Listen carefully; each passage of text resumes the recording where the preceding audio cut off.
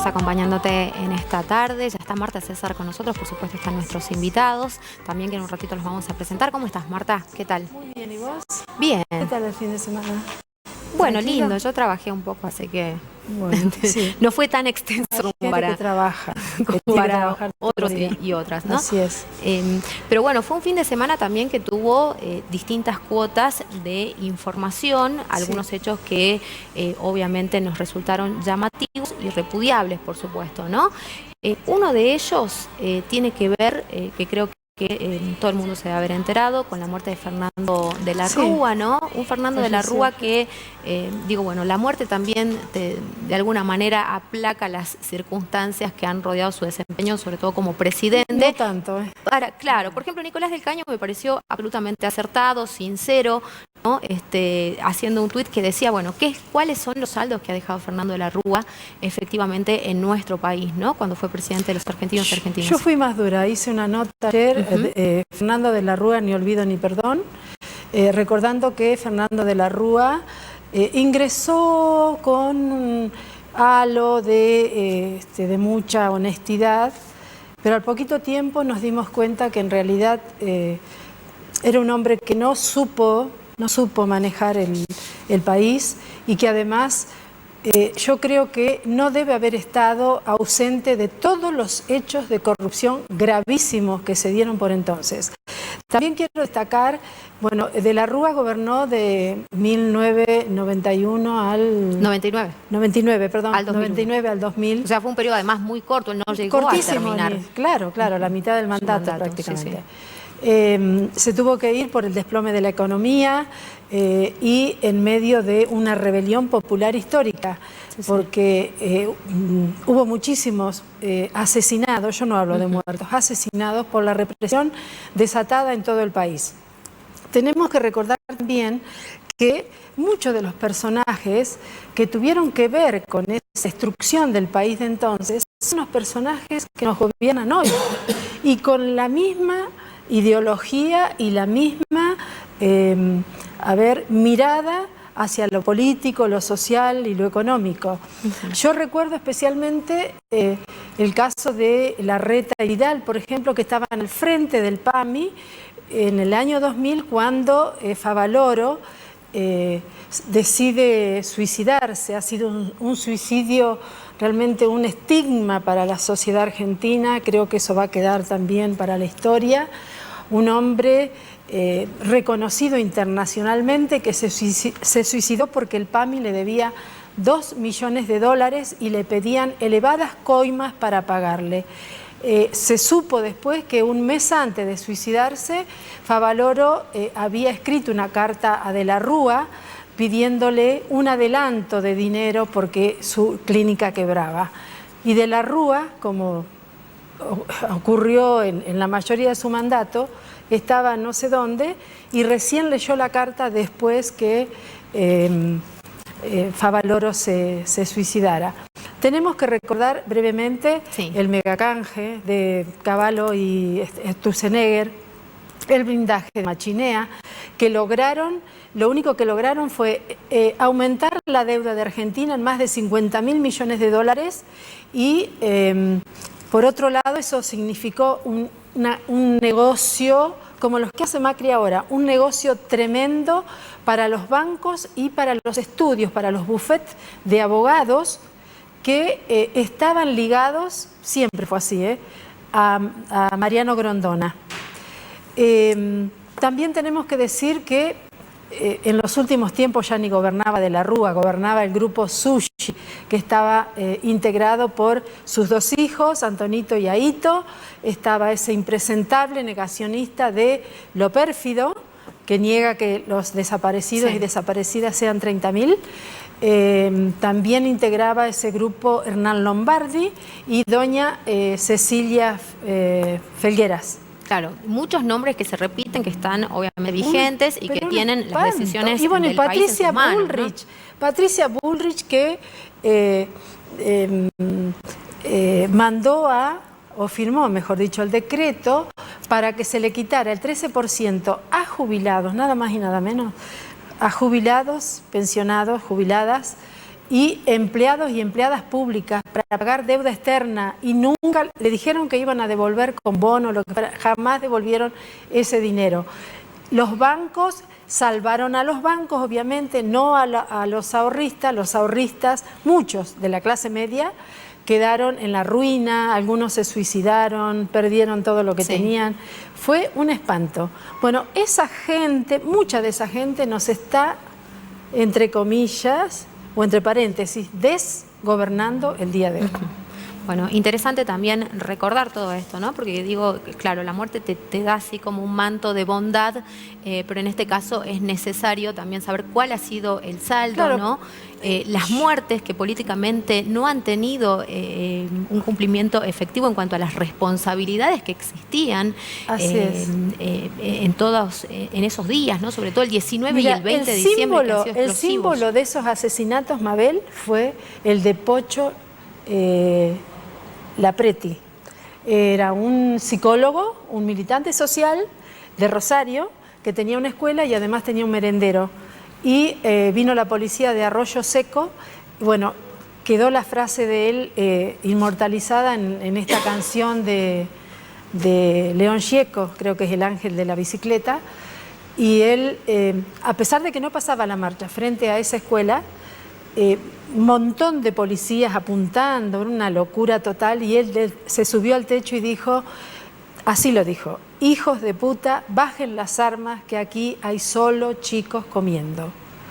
Y lo mataron. Ese es el símbolo, digo, de las terribles represiones, de la cantidad de asesinados. La Correpi pudo hacer un listado, hubo muchos más que murieron después a causa de las heridas, pero espantoso porque fueron casi 40 personas que fueron asesinadas en medio de esas brutales represiones y que aún, a pesar del estado de sitio, digo, la gente, esa rebelión popular continuó porque ya no se podía seguir más. Obviamente.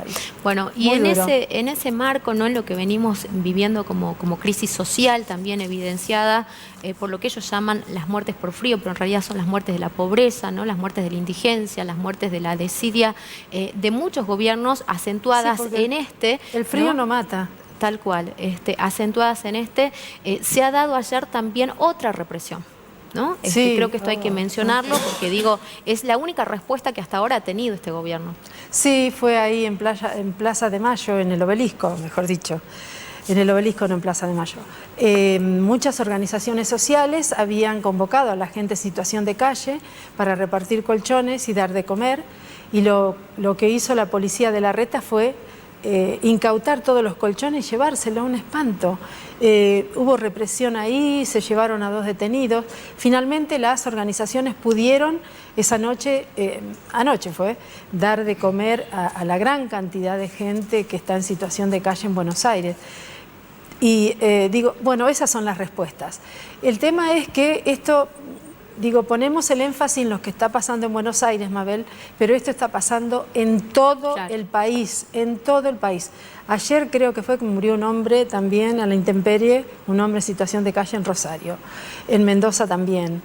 Está pasando en todo el país, así que, y también en Salta.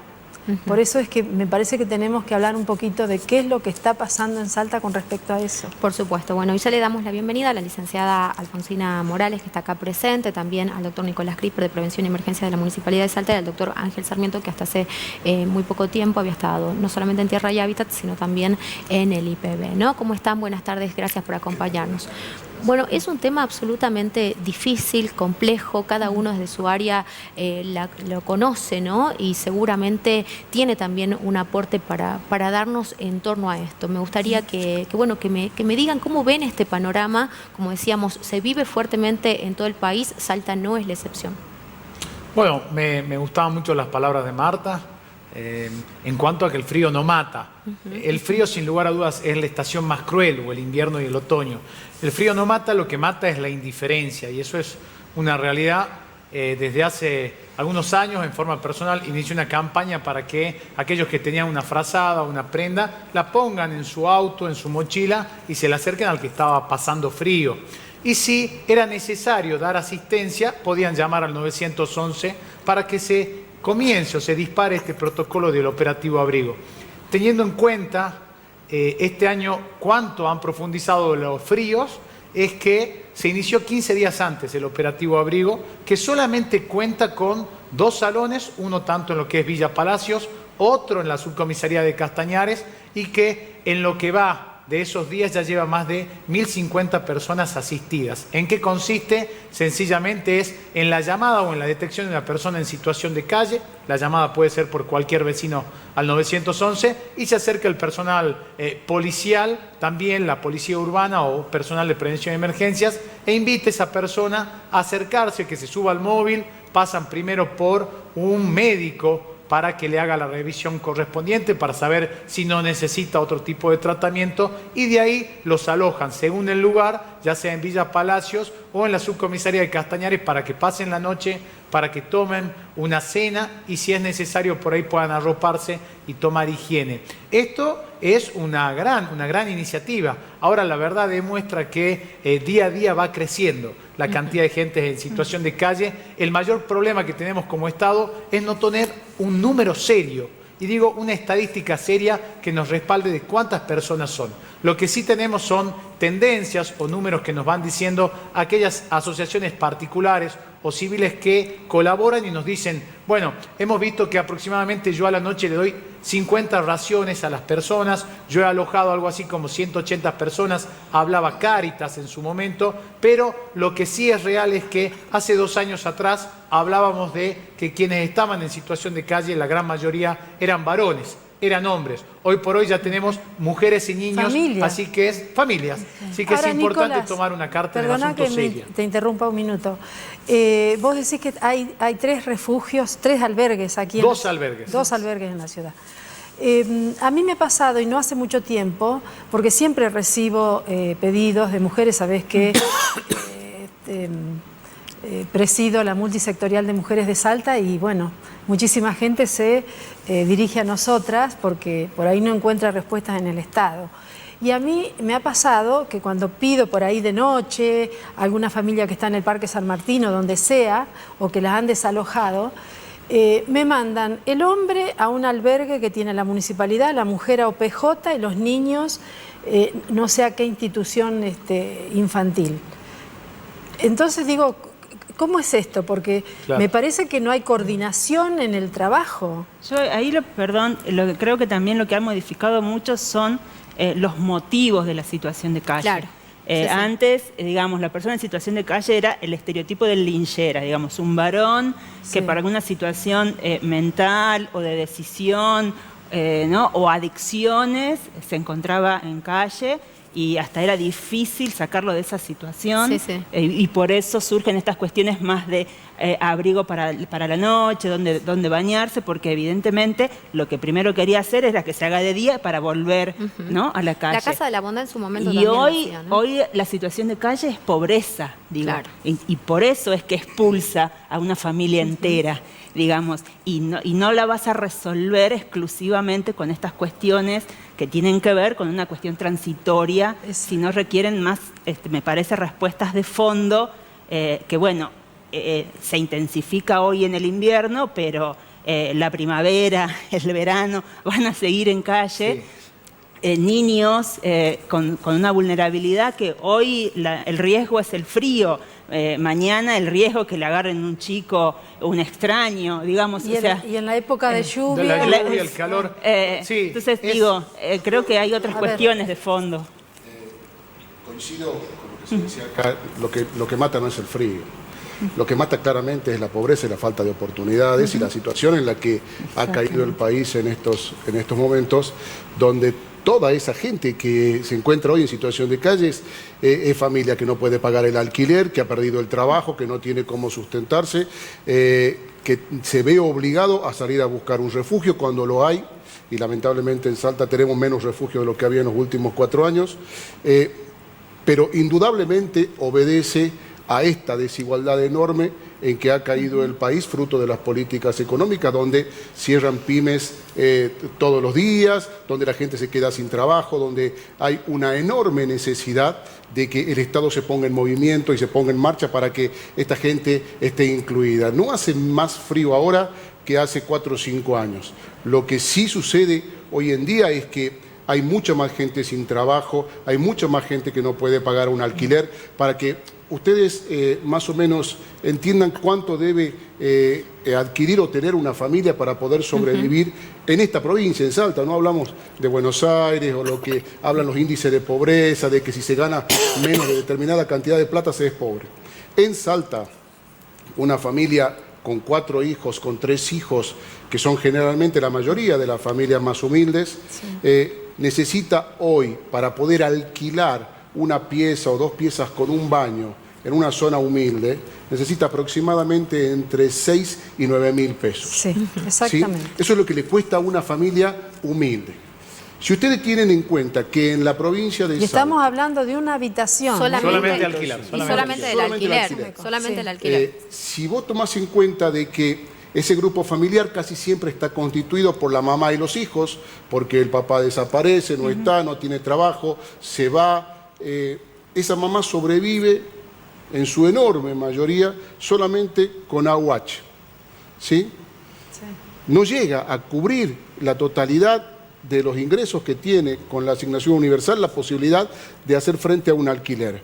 Y si tiene suerte, puede tener un plan. Y acá ya empezamos a discutir otras cosas, que por qué va a tener un plan, que por qué no. Es muy difícil a una mamá que salga a trabajar cuando tiene 3 niños, 4 niños, llevarlos a la escuela, buscarlos a la escuela, el papá desaparece. Acá es donde hace falta que nosotros empecemos a pensar en conjunto. No es solamente una necesidad. Ahí me das el pie para meter una cosita. Cuando vos decís a esas personas que cobran asignación, a las mujeres, sí, que son negras planeras, porque así le las dicen, tratan, negras planeras, que cierren las piernas y qué sé yo.